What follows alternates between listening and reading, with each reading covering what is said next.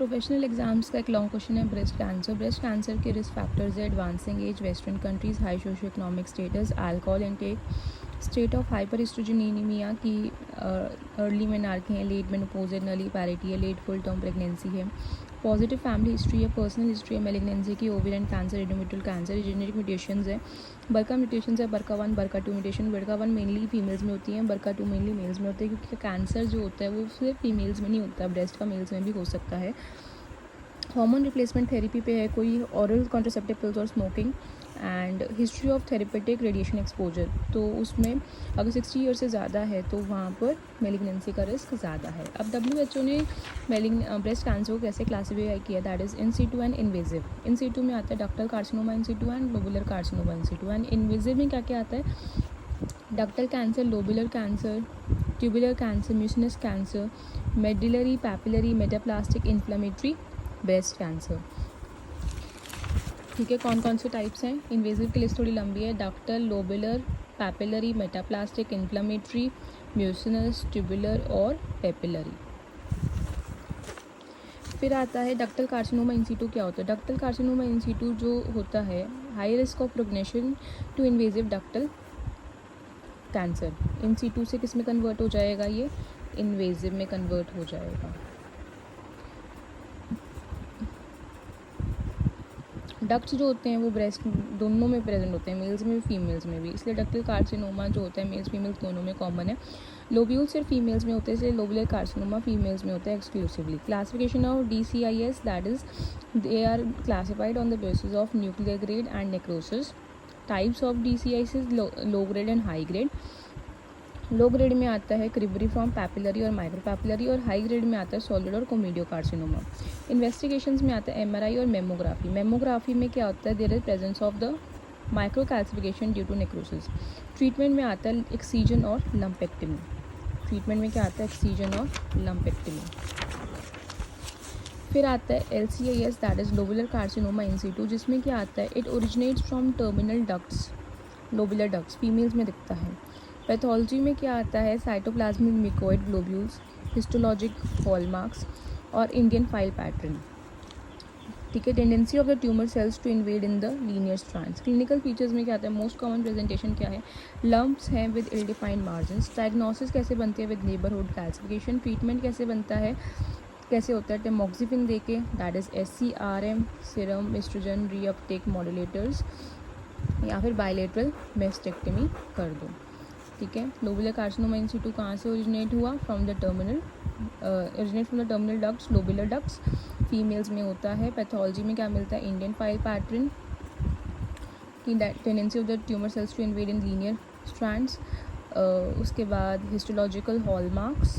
फिर आता है cytoplasmic mucoid globules. Most common presentation क्या होती है, lumps with ill defined margins. Diagnosis कैसे बनती है, विद नेबरहुड कैल्सिफिकेशन। ट्रीटमेंट कैसे मिलता है, बाय SCRM और बायलेटरल मेस्टेक्टमी।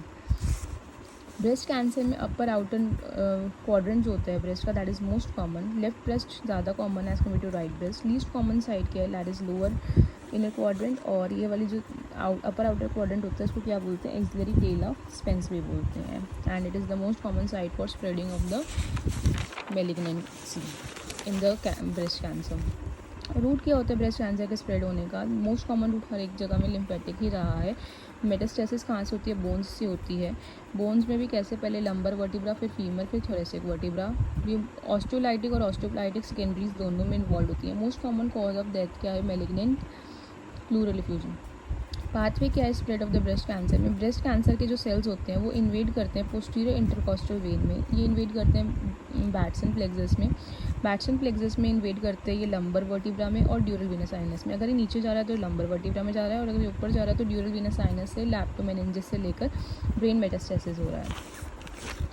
फिर क्लिनिकल फीचर्स में क्या आता है, मोस्ट कॉमन प्रेजेंटेशन जो होती है वो होती है ब्रेस्ट लंप। एडवांस केसेस में जो ब्रेस्ट का आर्किटेक्चर होता है वो ख़राब हो जाता है, एसिमेट्री हो जाती है, स्किन फिक्सिटी हो जाती है, fixity of the chest wall, involvement of the nipple leading to the nipple retraction, nipple deviation and nipple ulceration. Signs और सिम्टम्स क्या है मेटास्टेसिस के, दैट इज़ कि बैक में पेन हो रहा है, सिर में पेन हो रहा है, जॉन्डिस, एनोरेक्सिया, वेट लॉस। ब्यूटी ऑरेंज कलर क्या होता है, ये मोस्ट कॉन्पिक्वस साइन होता है ब्रेस्ट कैंसर का। जिसमें ट्यूमर सेल्स जो होते हैं वो लिम्फेटिक्स में एंटर करते हैं, लिम्फेटिक्स को ऑब्स्ट्रक्ट करते हैं और क्यूटेनियस इडीमा हो जाता है। डिम्पलिंग का मतलब होता है कि स्किन डिप्रेशन हो रहा है due to the involvement of ligament of Cooper, और पकड़िंग में क्या होता है, रिकलिंग हो जाती है due to the involvement of ligament of Cooper.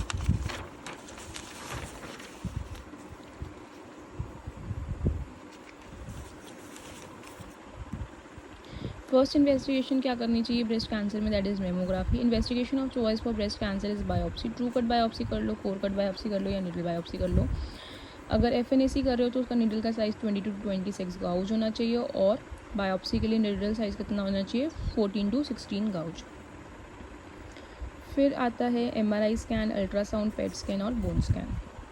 ठीक है, x-ray, ultrasound, MRI, PET scan, bone scan और बायोप्सी। फिर आता है बिराड्स। बिराड्स क्या होते हैं, breast imaging reporting for and data system, जिसमें हमारे पास 6 ग्रेड्स हैं। बहुत इजी है याद करना, बहुत इजी, जिसमें रेट ऑफ मेलिग्नेंसी को आप छोड़ दो, सिर्फ कैटेगरी और डिस्क्रिप्शन देखो। 0 मतलब इनकम्प्लीट असेसमेंट, 1 मतलब मेमोग्राफी नेगेटिव है, तो यहाँ तक तो कुछ भी नहीं है। 0 का मतलब कि कुछ इनकम्प्लीट असेसमेंट है, और M1 मतलब कि मेमोग्राफी में नेगेटिव है कि भाई कैंसर नहीं है ब्रेस्ट का। 2 का मतलब बिनाइन, 3 का मतलब प्रोबेबली बिनाइन, 4 का मतलब सस्पिशियस।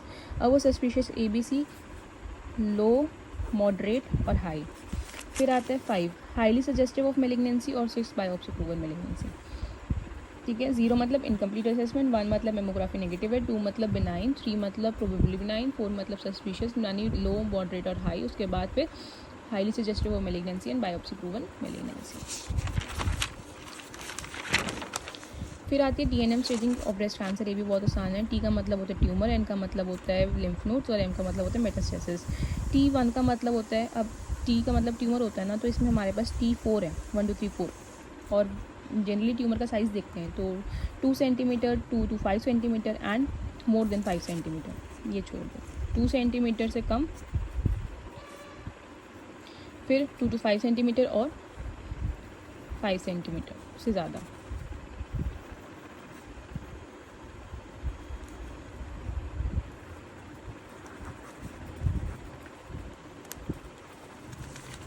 सॉरी।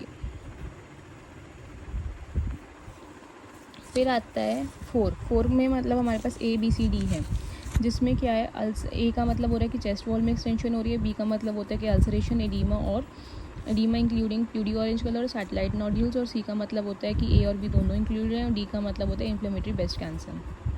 N में 3 चीज़ें आती हैं, N1 2 3। N1 में क्या आता है कि मेटास्टेसिस जो हो रही है वो एक्सिलरी लिम्फ नोड्स में हो रही है, mobile node level 1 and level 2। 2 में क्या होता है, metastasis to ipsilateral axillary node level 1 and 2, और ये फिक्स्ड होते हैं। 2B में आता है clinically apparent internal mammary nodes. 3ABC metastasis हो रही to ipsilateral infraclavicular lymph node, metastasis हो रही to ipsilateral axillary lymph node, और इसमें हो रहा है metastasis to ipsilateral supraclavicular lymph node. M0 M1 का मतलब होता है नो मेटास्टेसिस, और M1 का मतलब क्या होता है, डिस्टेंट मेटास्टेसिस। ट्रीटमेंट आ रहा है, तो ट्रीटमेंट में क्या करना होता है, कीमोथेरेपी, हार्मोनल थेरेपी, और जो भी आगे है वो सर्जरीज आपको बताएंगे। कीमोथेरेपी में 2 रेजिमेंट्स हैं, A और B, और दोनों रेजिमेंट्स में 3 ड्रग्स हैं, और दोनों रेजिमेंट्स में 3 ड्रग्स में से 2 ड्रग्स सेम है, दैट इज़ साइक्लोफॉस्फामाइड और 5-फ्लोरोयूरेसिल। जो 2 ड्रग्स डिफरेंट है, A में मिथोट्रेक्सेट है और B में एड्रियामाइसिन है। फिर हार्मोन थेरेपी आ गई। हार्मोन थेरेपी में ईस्ट्रोजन जो है वो पॉजिटिव इफेक्ट शो करता है ब्रेस्ट कैंसर सेल्स को। ओवरी जो है उसको कट करना चाहिए सर्जिकली और मेडिकली, बिकॉज ओवरी जो है वो सोर्स है ईस्ट्रोजन का, और ईस्ट्रोजन की वजह से ब्रेस्ट कैंसर क्या हो रहा है, रिस्क है ना, बढ़ रहा है breast cancer. Surgical method for stopping the estrogen production is bilateral oophorectomy, दोनों ओवरीज को बाहर निकाल दो। मेडिकल मेथड क्या है, stopping estrogen production, medical oophorectomy. In post menopausal female, ovary main site है ईस्ट्रोजन प्रोडक्शन का। In post menopausal female estrogen is produced by peripheral aromatization of from the adipose tissues. अब आगे आता है treatment में ovarian ablation, bilateral oophorectomy, LH-RH agonist. luteinizing hormone releasing hormone agonist, that is goserelin या फिर leuprolide. SCRM, that is selective estrogen receptor modulator, जिसमें tamoxifen, raloxifene आ गए. aromatase inhibitor, जिसमें NSAIDs आ गए. लेट्रोजोल, एनेस्ट्रोजोल और स्टेरॉइड आ गए, दैट इज़ एक्सीमिस्टीन. एंटी एस्ट्रोजेंस आ गए, that is फ्लूविस्ट्रैंड्स. और प्रोजेस्टेरोन आ गए, जिसमें आगे मिजेस्ट्रॉल या फिर मिड्रॉक्सी प्रोजेस्टेरोन एसीटेट. ट्रिपल असेसमेंट है, जिसमें आप हिस्ट्री लोगे, फिजिकल एग्जामिनेशन करोगे, रेडियोलॉजिकल एग्जामिनेशन करोगे, अल्ट्रासाउंड, MRI या फिर मेमोग्राफी, और उसके बाद FNEC करोगे और कोर कट बायोप्सी करोगे, जो कौन सा एग्जामिनेशन है, पैथोलॉजिकल एग्जामिनेशन है. तो this is all about the breast cancer.